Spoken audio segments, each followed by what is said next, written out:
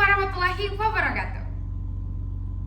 If your 7-year-old self were told to deliver a speech in front of people from all over the world, if your 12-year-old self were told to go and study abroad on their own for just a year, if your 6-year-old self were told to finish a math equation in just 5 minutes, how would you think they react? If your 10-year-old self asked you today, who are we now? What could you answer them? First of all, I'd like to thank the Almighty God, Allah Subhanahu wa Ta'ala. It is because of Him that we are able to gather through this platform for this contest. Second of all, may salawat and salam always be delivered to our Prophet Muhammad Sallallahu Alaihi Wasallam, who had brought us from the darkness to the bright era that we live in today. And last but not least, I'd like to thank the judges and committees of 14 zoec for giving me the opportunity to compete in this contest. Hello ladies and gentlemen, my name is Andi Ismarani. I am 18 years old from 21 Cedar High School, Makassar. And I'm proudly standing here before you all to deliver my speech, which might help your healing progress. When you hear the word inner child, what's the first thing that comes up to your mind? Let me guess. An image of your younger self?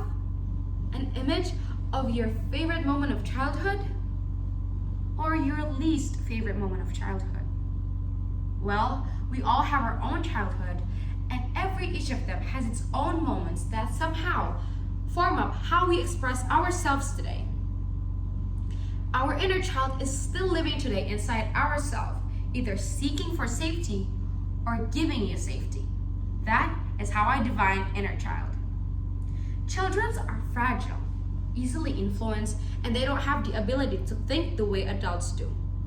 A person who is sitting by themselves at the cafeteria for lunch today might be the person who was always left behind by their kindergarten parents during lunch.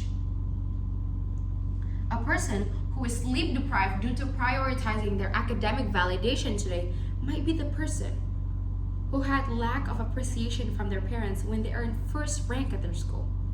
Yet, there were some children who grew up in a totally different way. A person who could critically solve their problem today might be the person who was a 7-year-old puzzle games master. A person who could go and study abroad today at the age of 17 might be the person who just loved to explore new things. If you're one of those children, then I hope you continue and embrace the goods in yourself. Yet, if you're not, then I want you to stay here for a few more minutes. According to a psychologist and an American author, Diana Robb remarked that an inner child is conceivable to be wounded due to neglect, traumas, and soreness from childhood. Yet, most of us never realize and choose to deny or overlook them. And these unhealed wounds persist in our adult selves, therefore will affect our mental health, thinking process, and how we see the world. So, how are we able to heal our inner child? How are we able to give it safety in order for it to feel comfortable? How are we able to stop it from thinking that the world is still the same within the past years, regardless of the fact that we are years older now? I want you to imagine that right now, you're suddenly given the request to deliver an impromptu speech regarding your thoughts of climate change in front of people from all over the world. Suddenly you are frightened and confused. What am I supposed to do? What should I do? My grandma would yell at me if I make mistakes. My dad would correct all my grammars when he couldn't get what I was saying. Suddenly you're reminded of yourself if you would face that situation when you were little. Now imagine that the one being told to deliver the speech was your younger self. And I want you to be in the same room with that child, and instead of being that child, I want you to be another person who will help that child. Well, definitely that child would back up and confused. They're frozen and probably cry. But now that child is all grown up. And would a grown-up person back up? Would you let that wounded child in yourself control you today? No.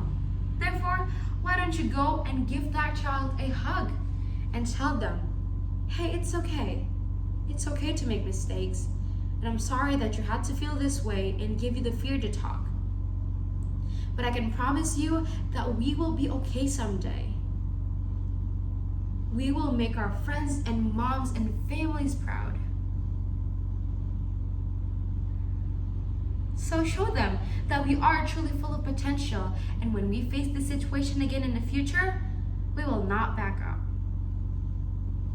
If you're unable to tell that child directly through talking, then grab a piece of paper and write on it with a pencil. Tell them what you think they need to hear.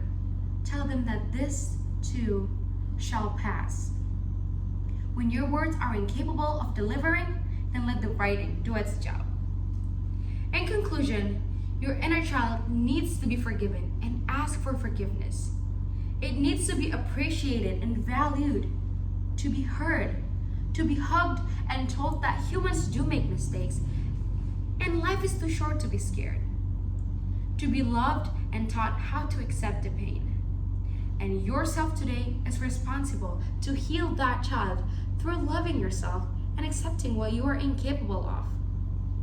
You don't have to be everything to everyone. You don't have to be a superhero, yet you are wounded inside. Thus, love yourself, thank yourself, hug yourself, and tell them how much you love them and how valuable they are. And regardless of how hard the past was for you, the next right thing to do is to just keep swimming. That's all from me. Thank you very much for the attention. Wassalamualaikum warahmatullahi wabarakatuh.